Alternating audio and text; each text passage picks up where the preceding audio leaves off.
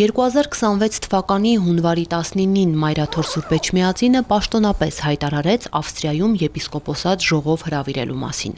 Շատ չանցած հունվարի 31-ին Գերագույն հոգևոր խորհրդի անդամ 6 բարձրաստիճան հոգևորականների հանդեպ քրեական գործեր հարուցվեցին, արգելվեց նրանց ելքը երկրից։ Իսկ հավաքի մեկնարկից ընդամենը 3 օր առաջ Հայաստանի Հանրապետության դատախազությունը քրեական հետապնդում հարուցեց նաև ամենայն հայոց կաթողիկոսի նկատմամբ, արգելափակելով նաև նրա ելքը Հայաստանից։ Եվ այնուամենայնիվ եպիսկոպոսած դասը փետրվարի 17-ից 19 հավաքվեց Ավստրիայի Սանկտ Փյոլթեն քաղաքում։ Հավաքին մասնակցում էին հայ առաքելական եկեղեցու 25 արքեպիսկոպոսներ ու եպիսկոպոսներ, ինչպես Մայրաթոր Սուրբ Էջմիածնից, այնպես էլ Երուսաղեմի և Կոստանդնուպոլսի հայոց պատրիարքություններից։ Հավաքը սկսվեց տերունական աղոթքով, որից հետո ամենայն հայոց կաթողիկոսը Մայրաթոր Սուրբ Էջմիածնից իր հայրական պատգամը հղեց ժողովականներին։ Մասնակիցներին իրենց ուղերձները հղեցին նաև Մեծիտանն Կիլիկիո Արամ առաջին կաթողիկոսը, Երուսաղեմի հայոց պատրիարք Նուրհան արքեպիսկոպոս Մանուկյանը և Կոստանդնուպոլսի հայոց պատրիարք Սահակ արքեպիսկոպոս Մաշալյանը։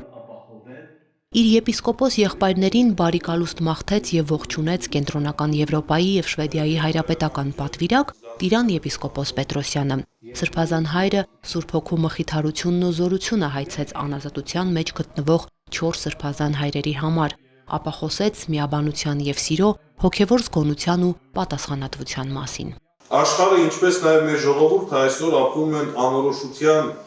ցավի, բայց մանավանդ բևեռացման պայմաններում։ Մեր հայրենիքում եւս եկեղեցի պետություն հարաբերությունները չեն արտահայտում այն ներդաշնակությունն ու փոխադարձ հարգանքը, որոնց կոչված է ի սկզբանե։ Երբ եկեղեցին ենթարկվում է անհիմն քննադատությունների, հալածանքների կամ վարկաբեկման փորձերի, դրանից տուժում է մեր ամբողջ ազգային կյանքը։ Մեր ձգտումը արդար եւ առողջ համագործակցությունն է, որտեղ պետությունը հարգում է եկեղեցու աստվածատուր առաքելությունը, իսկ եկեղեցին աղոթքով եւ հովվական խնամքով զորացնում է հասարակության բարոյական հիմքերը։ Դանիել եպիսկոպոս Ֆնդկյանը եպիսկոպոսի առաքելությանն անդրադարձավ։ Յուրաքանչյուրին հորդորեց վերհիշել եւ անդրադառնալ այն ուխտին, որ արել են եպիսկոպոսական ձեռնադրության ժամանակ։ Մտածենք, թե ինչպես այս ամենը ինչ կարևորություն ունին այդ ուխտերը, որ մենք բոլորս արած ենք, այդ սրբության սրբոց դերը, դա ինչպես պետք է վերհիշենք եւ իքորձ բերենք, վերաթարնալու այդ ուխտերուն, այդ երթումին, որ մենք բոլորս արած ենք ամենայն հայոց կաթողիկոսին առջևը, ձունգի ինգած փածխորանին առջևը։ Սուրբ Ղևոնդ երեցի պատգամով սկսեց իր զեկույցը Երուսաղեմի պատրիարքությունից ժամանած Թեոդորոս եպիսկոպոս Զաքարյանը, անդրադառնալով հայոց եկեղեցու շուրջ ստեղծված իրավիճակին։ Մի վախեցեք նրանցից, որոնք կարող են սպանել մարմինը, բայց չեն կարող սպանել հոգին։ Տերը սովորեցրեց, որ աշխարհում նեղություններ կլինեն, բայց պետք է քաջ լինել, որովհետև նա հաղթել է աշխարհին։ Այժմ եկել է մեր հավատքի փորձության ժամը։ Ոչ ոք թող չերկմտի, ոչ ոք թող չթուլանա, չենք կռվում փառքի կամ երկրավոր իշխանության համար, այլ մեր սուրբ հավատքի, եկեղեցու եւ հոգիների փրկության համար։ Հավատարմության ճանապարհն է, որ կարող է մեզ վերադարձնել հոգևոր ազատությանը, եկեղեցու ամրությանն ու անկախությանը, ասաց սրբազան հայրը։ Երորյա նիստերի օրակարգում ընդգրկված էին եկեղեցու առաքելությանն առնչվող արդիական խնդիրներ, եկեղեցի պետություն հարաբերությունների ներկայացությունը, եկեղեցու ինքնավարության պաշտպանությունը քաղաքական շահարկումներից, ստեղծված ճգնաժամային իրավիճակի հաղթահարման ուղիները։ Ֆրանսիայի հայոց թեմի առաջնորդ Գրիգոր եպիսկոպոս Խաչատրյանը եկեղեցի պետություն հարաբերություններին անդրադարձավ, որը սրբազան հոր գնահատմամբ այսօր Հայաստանում գրեթե չկա։ Նա ցավ հայտնեց, որ վերջին շրջանում իշխանությունը եկեղեցու հետ առնչվում է միայն դատական որոշումներով ու քրեաիրավական գործերով։ Այստեղ հավաքվել ենք աշխարհասփյուր թեմերի կամ նվիրապետական աթոռների եպիսկոպոսներով եւ այստեղ գրված է Հայաստանի Հանրապետության դրոշը։ Դա նշանակում է, որ հայոց պետականությունը մեզ համար, հոգևորականներից եւ մեր եկեղեցու համար սրբություն սրբոց է եւ սին են կան վերջին օրերի կամ վերջին ժամանակների կարծիքները կամ մտքերը, որ մենք օտար երկրա ծառայությունների կամ ազդեցության տակ ընկած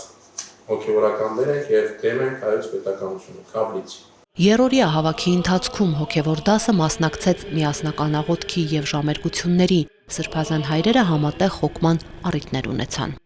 Մեծ նահեգացի վարդապետը աղոթողը իր 32-րդ աղոթքի մեջպես է խոսքս դրեց, աղաչեցի քեզի, լսիր դեր խաղաղ ցայնս, լսիր դեր խաղաղ ցայնս։ Սիրելիներ, այսօր այս առավոտ մենք այս կարասնացման մեջ եկեք փորձենք Սուրբ Հոգիով ներշնչել եւ վստահ եղեք, որ Սուրբ Հոգիով ներշնչված մենք պիտի կարողանանք հաղթահարել մեր առջև ներկայացված բոլոր վարդահրավերները։ Փետրվարի 17-ից 19 Ավստրիայի Սանկտ Փյոլթեն քաղաքում տեղի ունեցած եպիսկոպոսական հավաքը դարձավ հոգևոր զարթոնքի եւ ներքին ամրության յուրօրինակ մի հանգրվան։ Ժողովի վերջին օրը հավաքի մասնակիցներին տեսակապով միացան ամենայն հայոց հայրապետն ու 6 եպիսկոպոս հայրերը։ Ժողովի դիմացի եւ այս մակման այցով ուզեցին նաև գնահատակի խոսքը ձեզ ուղղել եւ գոհնակություն հայցնել, որ դուք նվիրումով եւ պայսիրությամբ այս օրերին ընդունված ուրանդակի շրջանակներում ժամանիր աշխատանք եք իրականացրել եւ ինչպես մատուցվեց առաջարկները ձևակերպել, ձևավորել, որոնք պիտի ներկայացնենք մեր ուշադրությամբ։ Աստված օգնեցես։ Մեր օրհնական Պահապան, մեր ժողովրդին, մեր երկրին, մեր սուրբ եկեղեցու եւ եկեղեցու սպասավորին։ Ստեղծված բարդ իրավիճակում հայրապետի նկատմամբ կիրառվող սահմանափակումների ներքո հայոց հոգևոր դասը մեկտեղեց իր կամքը, վերահաստատելով հավատարմությունը Մայրաթոր Սուրբ Էջմիածնին ու ամենայն հայոց կաթողիկոսին։ Ժողովը ցույց տվեց, որ եկեղեցին, լինելով կենդանի մարմին, պատրաստ է դիմակայել ժամանակի մարտահրավերներին ոչ թե երկրավոր զենքերով, այլ աղոթքով, միաբանությամբ եւ ճշմարտության աներկբա ձայնով։ Եպիսկոպոսած դասի միասնական դիրքորոշումը դարձավ վստահության ուղերձ հայ ժողովրդին, արտահայտված համատեղ ընդունված հայտարարությամբ, որով մասնակից 25 եպիսկոպոսները հաստատեցին, անշեղորեն շարունակելու են իրենց սրբազան առաքելությունը, հավատարիմ մնալով Սուրբ Ավետարանին, հայ առաքելական եկեղեցու ուղղափառ վարդապետությանը։ Հայ եկեղեցին կանգուն է անսասան իր ուխտի մեջ եւ իր լուսավոր առաքելությամբ հայոց պետականության եւ հոգեվոր ազատության ամենահուսալի պահապանն է, մասնավորապես ասված է հայտարարության մեջ։